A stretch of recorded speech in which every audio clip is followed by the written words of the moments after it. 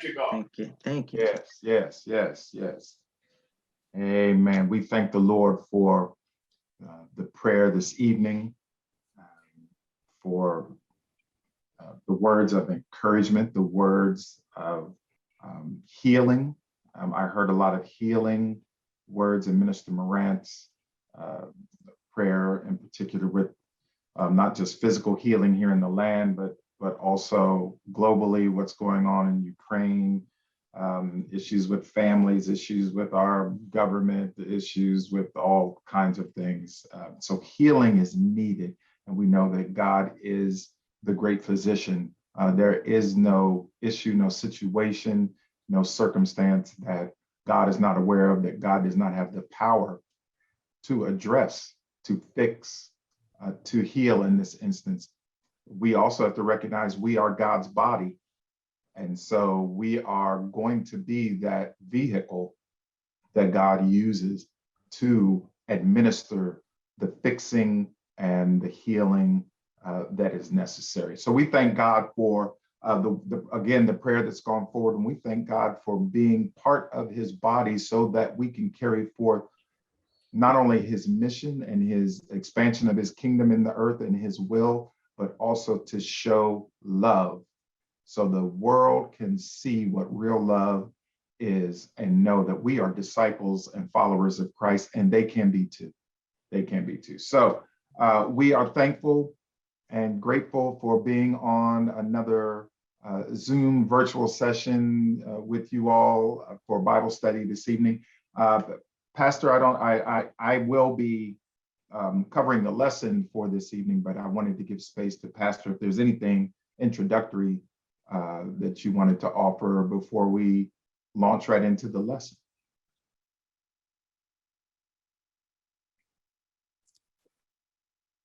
Thank you, Dr. Jones. I wanted just to encourage everyone to continue to pray for the church. And Mother Twillie was taken to the hospital earlier today. I haven't gotten another report yet, but she has been hampered with her ability to walk. So they did some x-rays. It's the last report that I had on her hip. As you probably could tell, she walks gingerly now. And we're definitely keeping an eye on her and watching her. So keep her in your prayers, as well as other saints throughout the land and other members of your families throughout. We have much to pray for. Just wanted to bring that. Thank Dr. Jones for filling in tonight. Well, not so much filling in, for taking the realms and running with it to assist in the Bible study tonight. He will conduct the services tonight. It's going to be tied back to the Sunday school sessions that he's had. He's going to look at one of the characters that he had given us to speak, or was going to be talking about as he closes out his sessions. But we want to definitely to join in, as we have been in the Sunday school sessions, to share with him our ideas, our thoughts, and what the Word of God says in general. So take it away, Dr. Jones, and thank you so much. Amen. Thank you, Pastor. I appreciate it, and I appreciate you. I know that you have confidence in us to be able to turn things over, and we feel good about you having confidence in us and being able to carry things forward. So, as Pastor mentioned, we will be continuing our, you could say, character studies, as Pastor just mentioned, from this past Sunday. I will offer, before I jump into the character or characters hopefully we can cover this evening, that I have an engagement this coming Sunday. So Sister Ebony Martin will be covering Sunday school this Sunday, and she will be covering Hagar. So I know that's going to be an interesting conversation, Lord willing, this coming Sunday, because we covered Sarah this past Sunday. And remember, we were looking, as a matter of fact, let me go ahead and share my screen. We were looking at these individuals in Abraham's family from a trauma, let me move things out of the way here, from a trauma perspective. And just as a reminder, we won't go through each one of these, but I'll put them all up here. All right. As a reminder, we walked through Sarah's life from Sarah's perspective. And most of what we have covered in Genesis of her life, not every single piece, but the main events.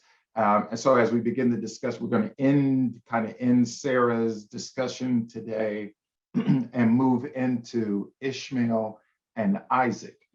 And again, we're going to hopefully look at these two brothers from their perspectives, not from the same old traditional Sunday school Bible study perspective from Abraham. We always look at all of these characters from Abraham's perspective.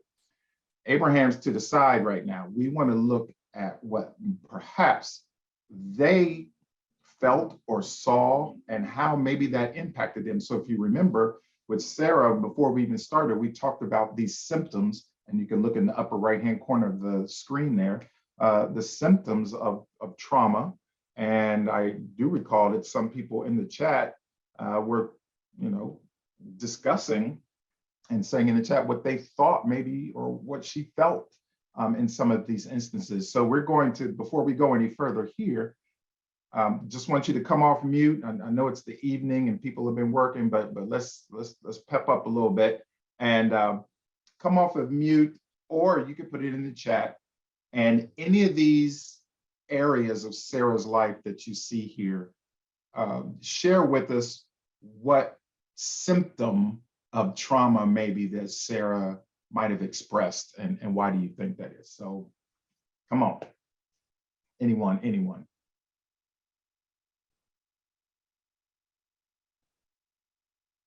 Oh boy, come on now. So any symptoms, is that what you're asking based on what we've discussed? I'm sorry. What we discussed, yeah, what you see on the screen, yes. Okay. What we discussed Sunday, and yeah, so what do you think? I mean, there's so many, confusion. Well, pick one of the areas that are not the symptom first. Okay. Pick one of these things that happened to her and then relate it to a symptom.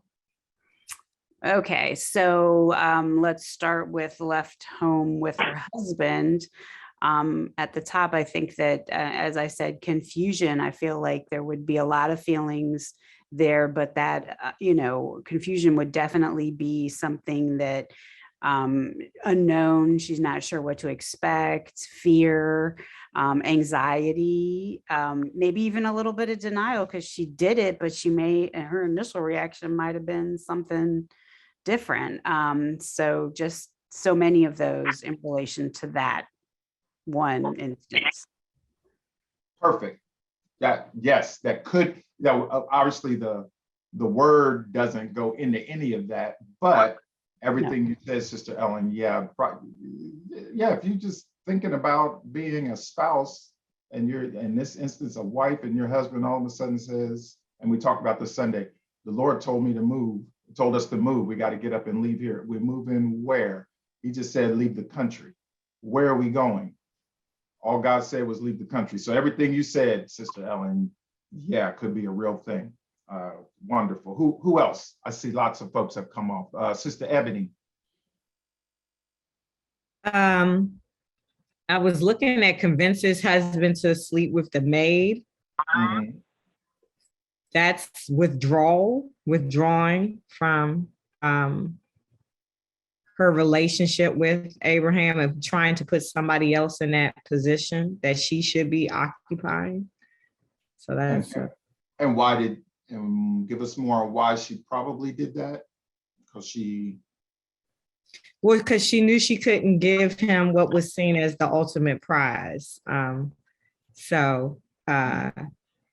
She figured she would have to do it through another route. So that meant that she needed to play in the background in that relationship until that child was brought forth. And then she could, I guess she was assuming she would resume position as if that child was hers. But well, I don't know, even if she was considering that, I need to go back and read the scripture.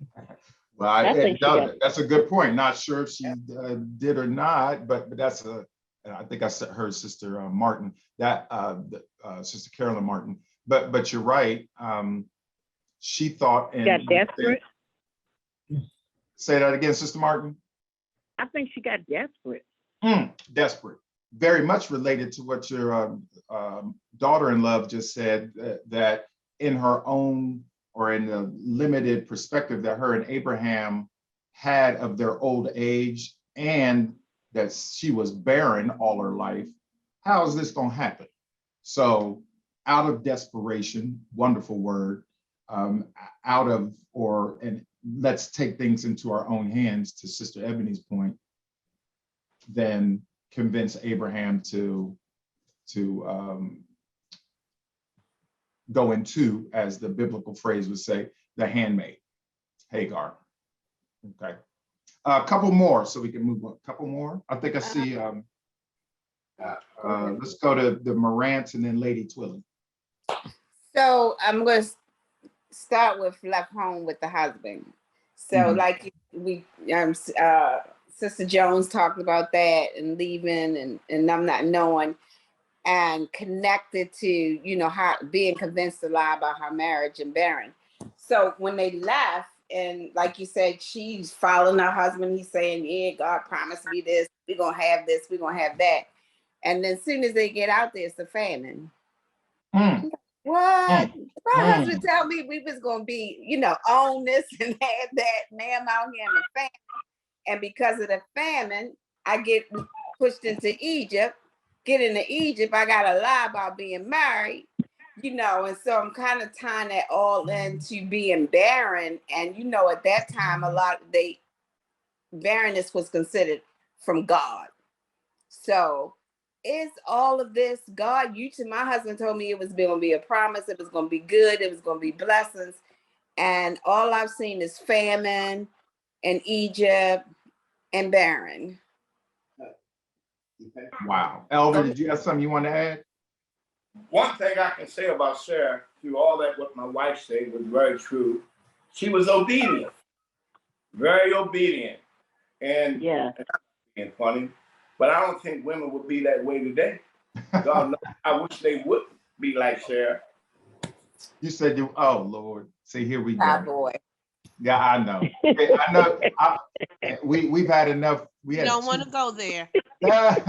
we've had 2 years, so we know that, as Minister Morant would say, we'll handle this on mute.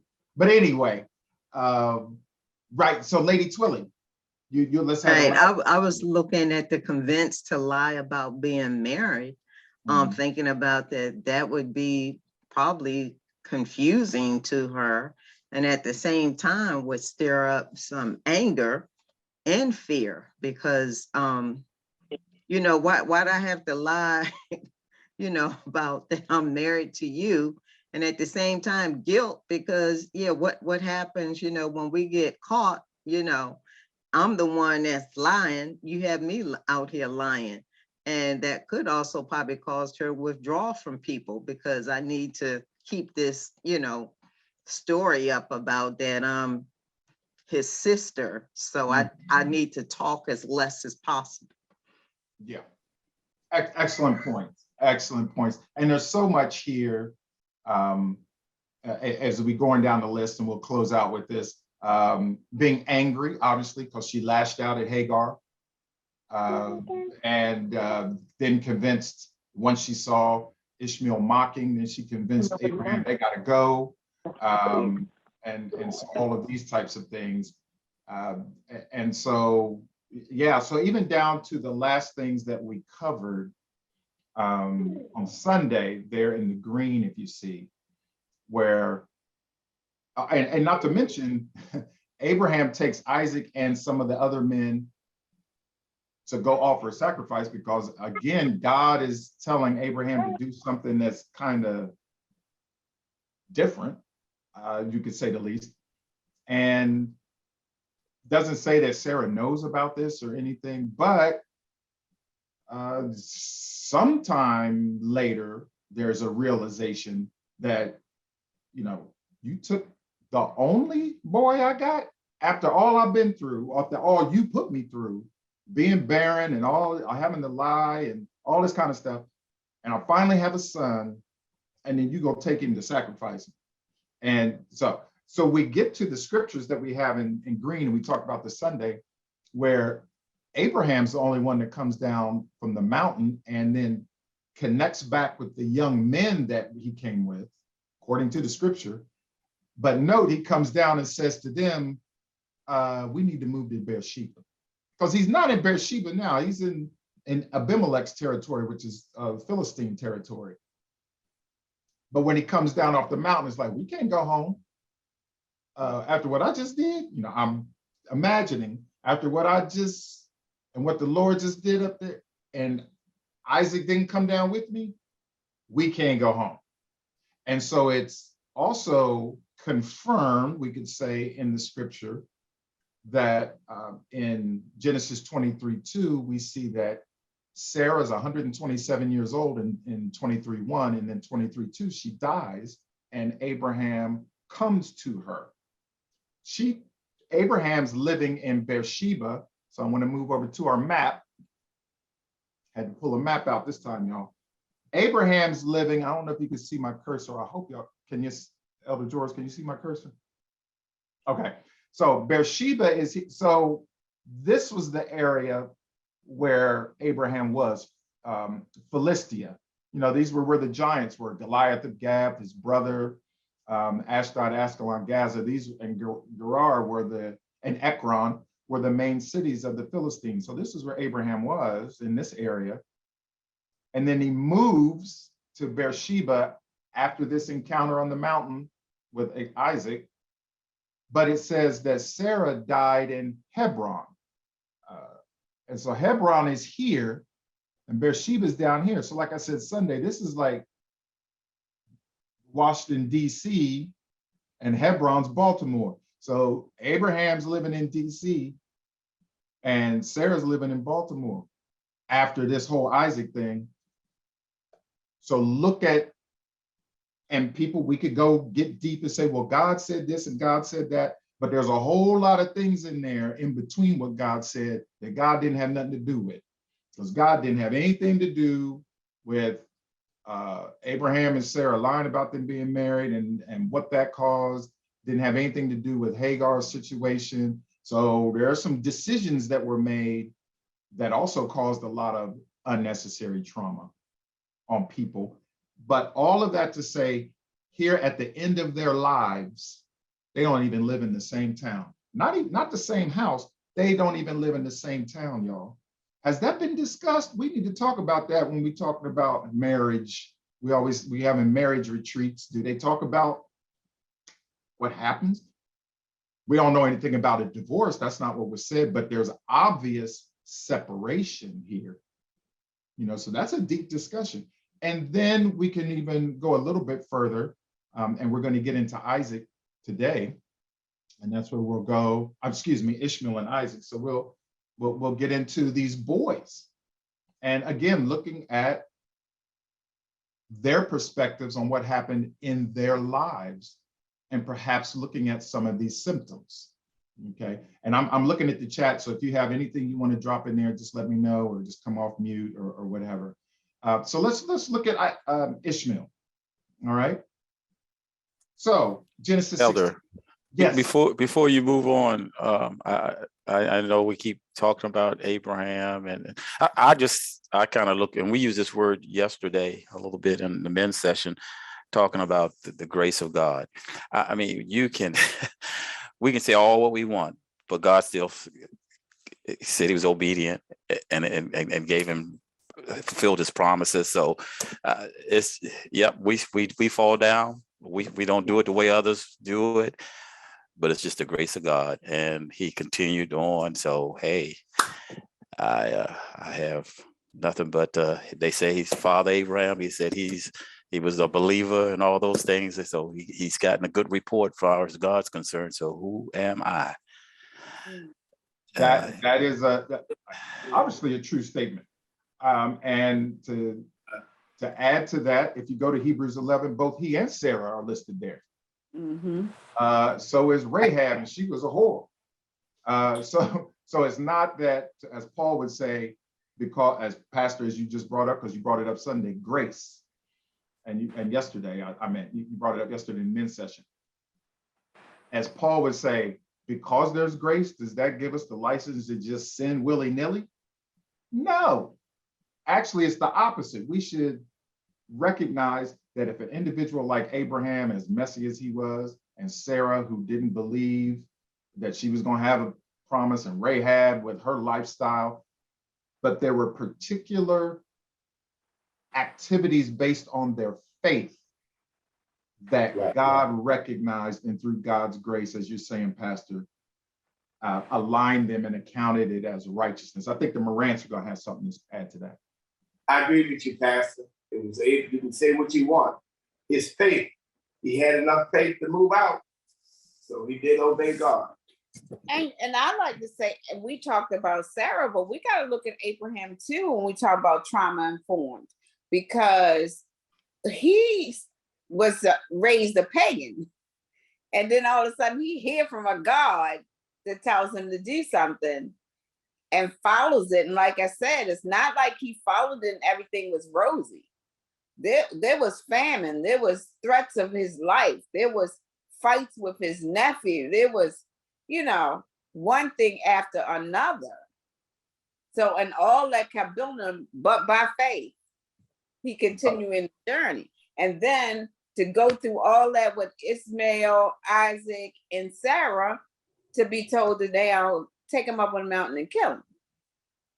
What kind of trauma can that cause that continually, like builds up? And so he had a lot going on too. And that's how all of us, I say, have a lot going on. We got a lot of trauma behind us and with us and still in front of us. But God. That's exact. Thank you. I just stirred a pot anyway. I specifically didn't say anything in this series about Abraham, but because we always talk about Abraham, but you're exactly right. Everything you listed, him pleading with God to save folks in Sodom because he knew that his nephew was there. I mean, he pleading with God all the way down. Can you find this many? Okay, how about this many? And so, yeah, all of that, very traumatic.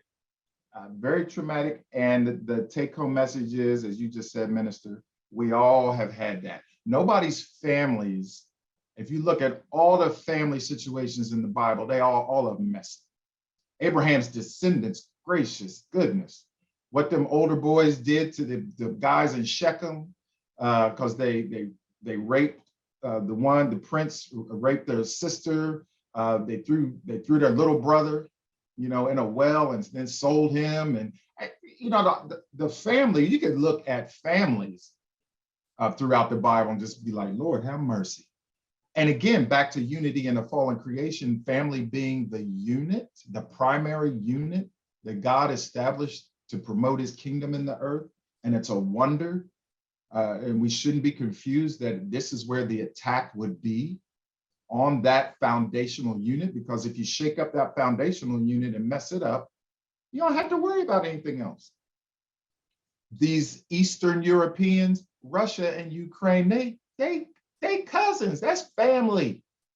That's ancient family stuff going on over there. Israel and any Arabic nation, because the father here, who is this? The father of the Arabic nations is this person we're looking at on the screen. And the mocking of Isaac, who's the continued descendant of the Hebrews, that's been going on since Genesis 16 or 17 or 18 or 20. Family, family, family. So again, unity in a fallen creation, we have to move out on faith. Pastor's word of grace keeps bubbling up. In our families, we got to give each other grace. That doesn't mean tolerate misbehavior over and over and over again, because there's got to be some rules and some established parameters. But there has to be space for mistakes. But people have to learn from their mistakes and not keep repeating them. You know, all these things have to be worked out in the family. And if they're worked out in the family, then the greater society can move forward. So excellent already. So let's see if we can get through Ishmael not real quick, but in a expedient way. So 16 verse 3, conceived under forced human surrogacy. And I don't want to get into Hagar because Sister Ebony is going to cover this Sunday, but this is what the issue was. Ishmael wasn't real, you could say wasn't really wanted as a son, as Isaac was desired, or that the actual promise from both Abraham and Sarah. So that there's already a stigma before he shows up that's floating around out there. And then, so once his mother becomes pregnant, and then she starts to despise Sarah, then Sarah gets mad at her, and then she pregnant, she runs away. Again, not getting into Hagar's issues, but she's out in the desert, and then angel, now this is Hagar coming from Egypt. Angels in Egypt, you don't hear nothing about in Egyptology. Angels was it Ra or Osiris or Isis or Anubis or Seti? Which one of these Egyptian gods was talking to her? No, that's not it. There was the angel of the Lord consoles her in the desert and tells her that you're going to have a son and you need to call his name Ishmael. I was searching. I think this is the first instance of a child being named by an angel before they're born. It was Ishmael. And then Isaac, because Isaac, the angel came and told Abraham and Sarah later, you'll have a son and you'll name him Isaac. So it's interesting that Ishmael was I think, the first angelically or divinely named child before they were born. That's something to think about, how special God thought of his promise to Abraham, that Abraham's seed, which Ishmael was. It says in 16:12 that he was a wild man, that the angel told Hagar he was going to be a wild man. He's just going to be like that. And so, meaning he was I'm going to do it myself. I'm going to fight. I'm just going to, not reckless, but we'll just stick with that word wild from birth, because that's what the angel told Hagar. That's how he was going to behave. And then once Hagar in chapter 16, verse 15, once she has Ishmael, Abraham names the baby Ishmael. So Abram at the time, recognizes the angel's instructions, which means there had to be some conversation between at least Abram and Hagar, because the angel was only talking to Hagar out in the desert. So when she came back to the community, she had to have said something to Abram. The angel said this, and Abram, back to Elder Moran's point, being faithful, believed her and followed what the angel said and named the child Ishmael. Interesting. Abraham was 86 when Ishmael was born, 86 years old. So in chapter 17, God promises to bless and make him a fruitful leader. Promises to make that Ishmael's seed is going to multiply. He's going to have 12 princes are going to be, he's going to have 12 princes as sons, which means he's going to be a king. He's going to be a leader. And God was going to bless him again, because he was Abraham's seed. Now, Abraham's disobedience in that era, in that area, even though God said, I'm going to bless your seed, now sets up a rivalry that shouldn't have existed between this half-brother, not half-brother, the brothers, the one who was not promised, but still blessed, and the one who was promised and blessed. Okay, so we have to be careful about our decision-making, even when God tells us we're going to be in a position or that we are going to do something on behalf of God.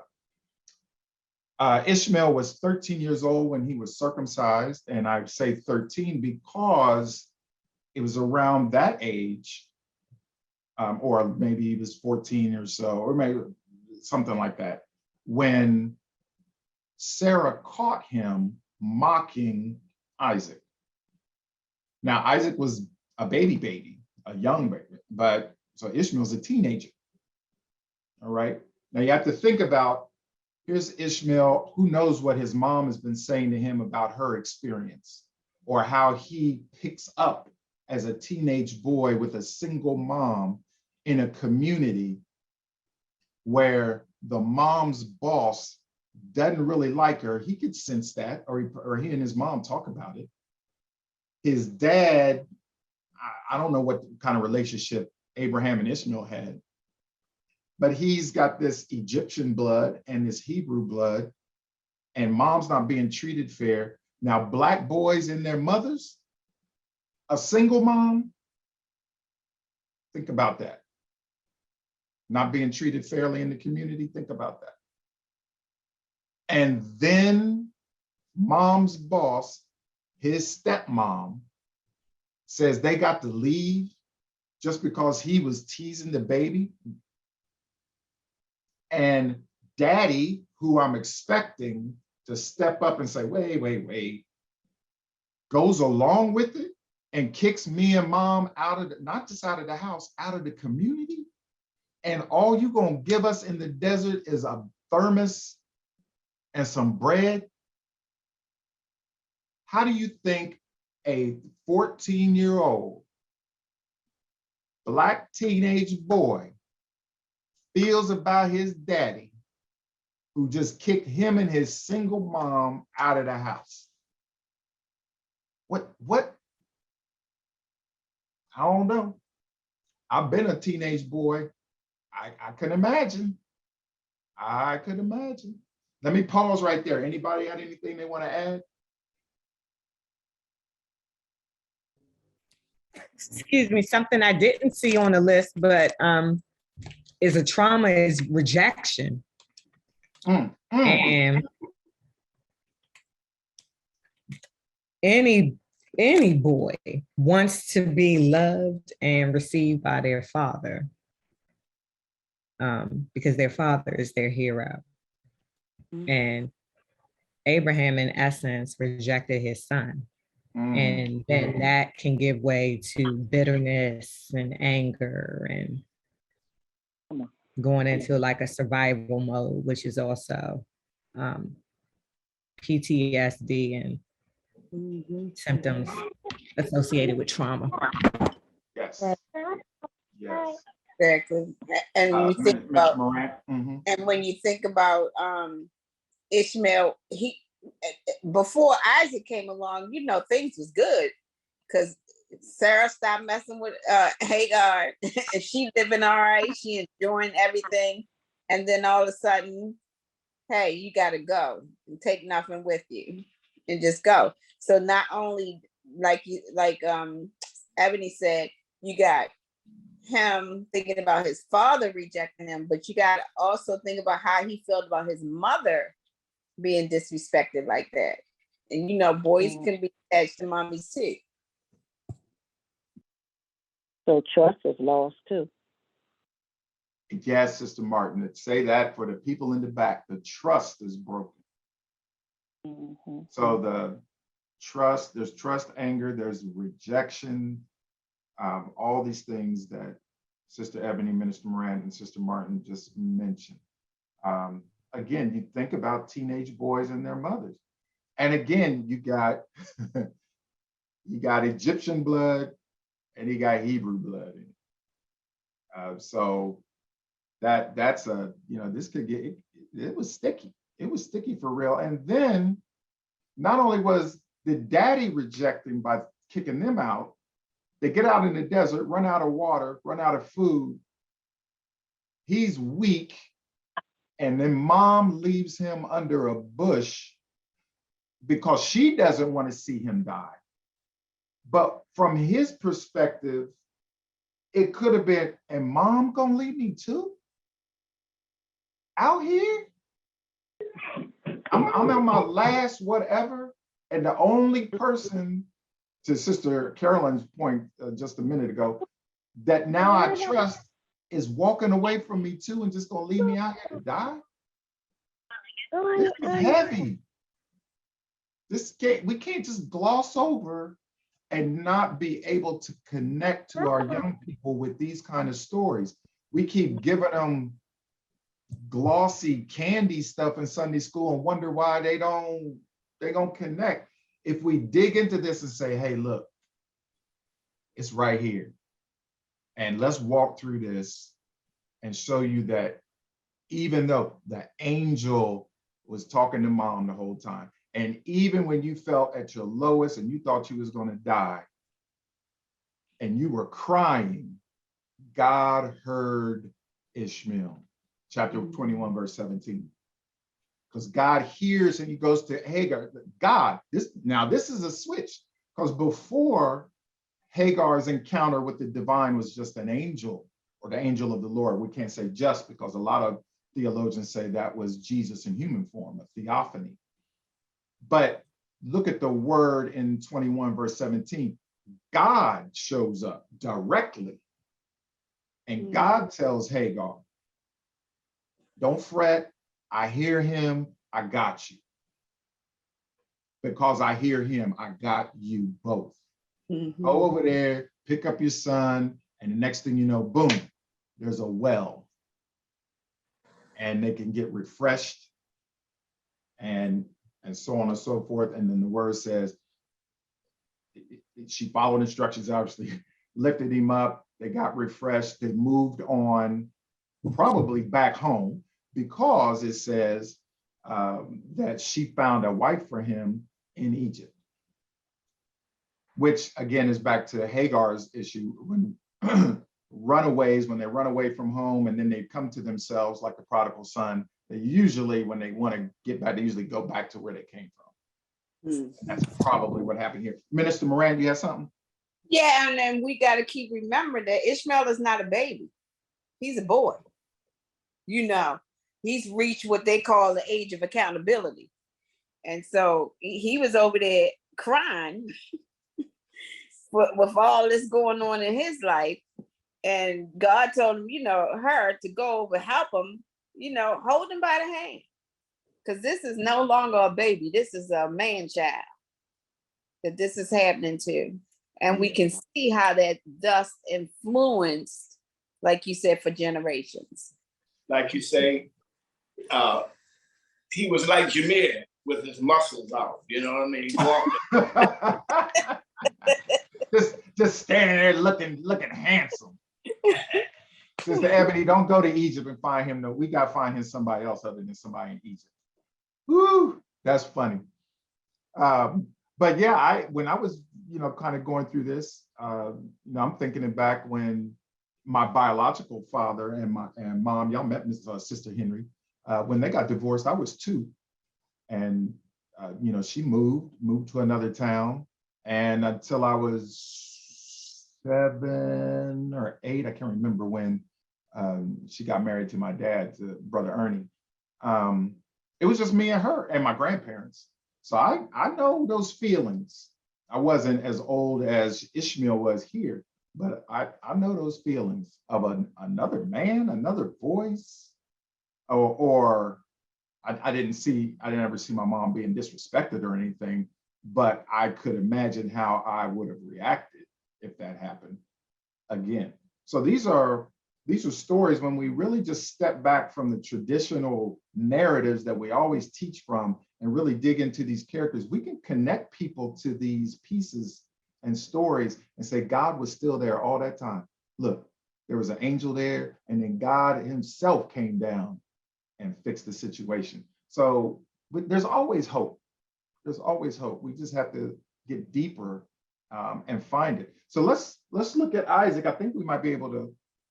We'll see. We got about 20 minutes. So before we go into Isaac, any closing thoughts on Ishmael? Well, I just like the way the Bible, and in some versions, but of course, Amplified says God was with Ishmael. And that's the best part of Yeah, things happening to us. God is with us. that's it. Wonderful. Wonderful. God is with us. You think about that Mael part of his name. You think Emmanuel, Ishmael. El means God. Yeah, doesn't El- it mean God sees or God hears? One of them, his name. Something. Yeah, yeah. He 'Cause will hear God. He will hear God. Hear God. He will hear God. God, excuse me, is what his name Oh, means. Ishmael. Yeah.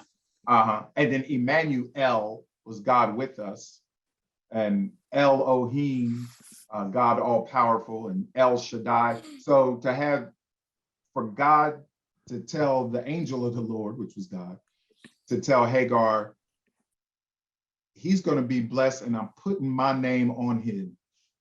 I'm putting an L on his name. And that is, and being the first to have a name given before he was born. Special. God, as Minister Moran said, I can't say it any better. God was with him from the beginning to the rest of his life. And that's hope right there.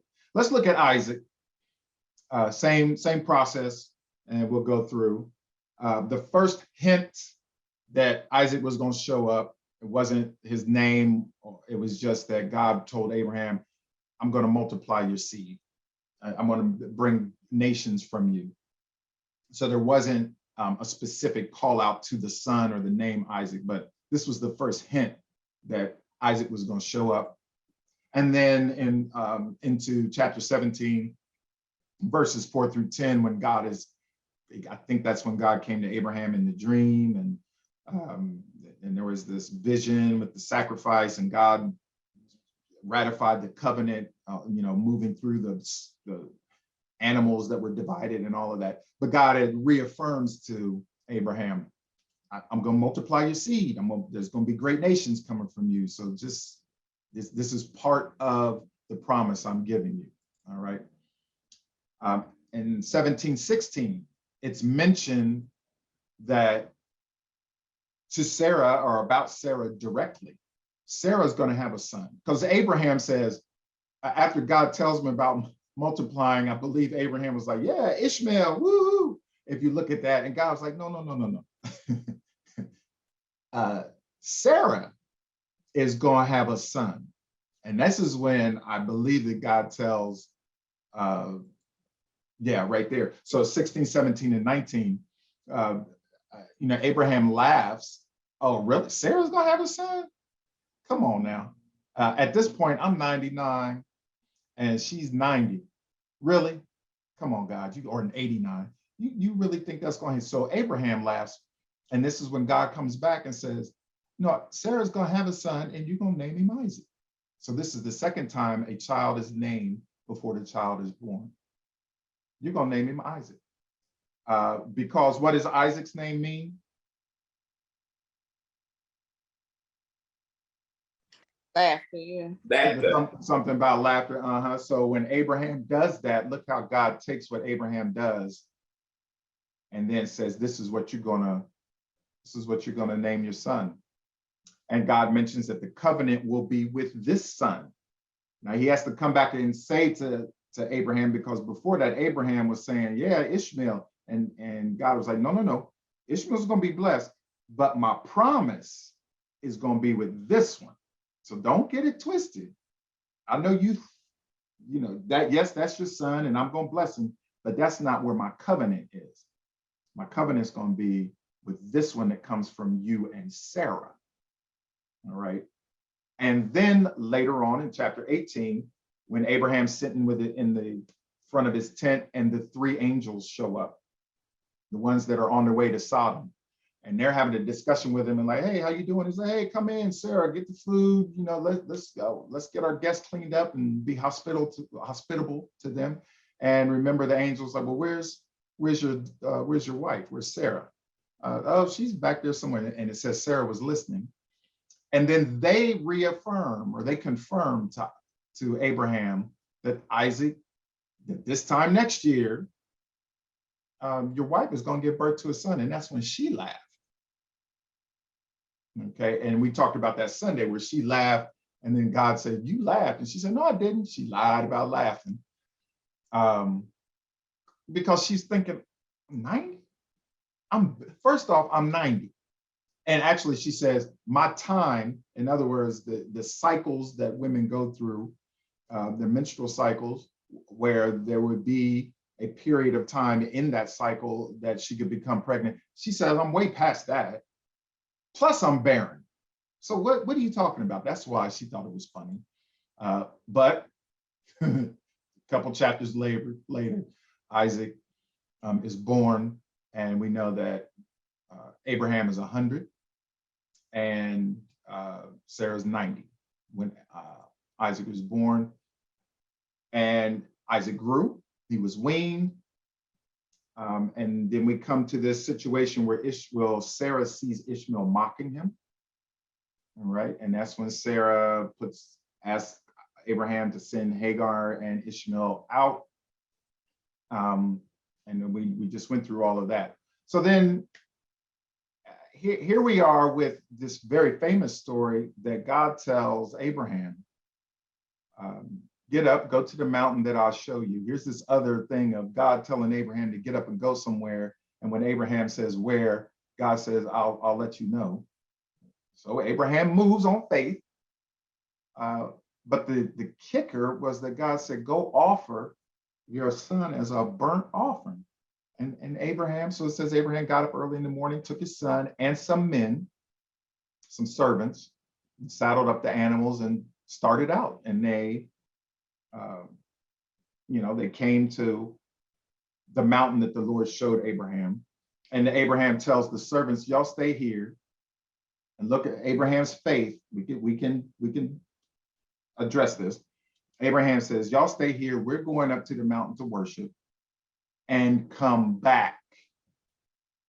So Abraham does, I know a lot of theologians say, what does that mean? What does that mean? I mean, I like to think that Abraham thought, yeah, God really ain't gonna have me do this. I'm already, like Mr. Moran said, I'm already coming from a pagan land where child sacrifice was something that they did. And they worshiped the idols.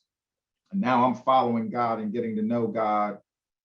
I hope that's not what I'm just not going to believe that, but I'm going to go ahead and go up here. And so many people have taught, I have asked Father here in Gold, in chapter 22, verse 7, that as Abraham and Isaac are going up the mountain, Isaac asked his father, where's the sacrifice? I see the wood. And people are talking about, well, how old is Isaac? Well, first off, he's old enough to know. First off, he's old enough to talk. And he's old enough to know. He's old enough to carry wood on his back. So he ain't no little kid. And he's old enough to understand what a burnt sacrifice is and what that requires. And so he's asking his father, where's the sacrifice? I see the wood. So what's going on? Some say he's in his teens or maybe even older than that, maybe in his 20s. So there's different ways that people are calculating that. We don't want to get into that now, but we do want to identify that Abraham is over 100 in his teens, 112, 13, 14 years old, and he's got this young boy. All right, that's something to consider. In this next piece, because it says that Isaac is bound and placed on the altar. And there's all kinds of discussions about, well, how did that happen? That's like, I'll go back to what Elder Moran just said about Jameer. That's like Elder Hayes grabbing Jameer or VJ and tying them up, picking them up and putting them on an altar. Now, come on, y'all. If there was no divine intervention, there had to be. I don't know how, but a teenage boy letting an old man tie him up and put him on an altar, it had to be God. There had to be something there. But either way, it happened. And as soon as Abraham is going to move to actually sacrifice his son, he gets instructions from the angel. Don't do that, Abraham, don't do that. Spare your son. And we know that story, that part of the story. But real quick, what do y'all think Isaac was thinking